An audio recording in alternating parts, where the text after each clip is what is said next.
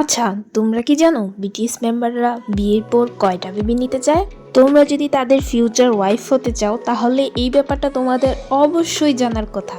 তো চলো দেরি না করে জেনে নেওয়া যাক যে তারা ফিউচারে কয়টা বেবি নিতে চায়।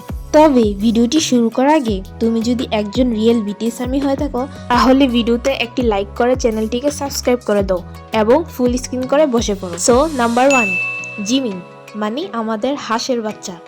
আর সে তো একটু বেশি রোমান্টিক, তো বুঝতেই পারছো তার বউয়ের আসলে কি অবস্থা হবে।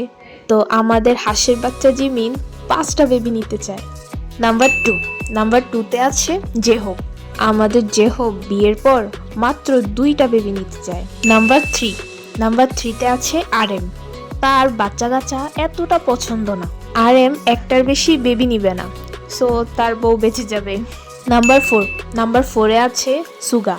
সুগারও বাচ্চা পছন্দ না, কারণ সুগার ঘুমের বাচ্চারা ডিস্টার্ব করবে, তাই সুগা কোনো বেবি নিতে চায় না। নাম্বার 5এ আছে জিন।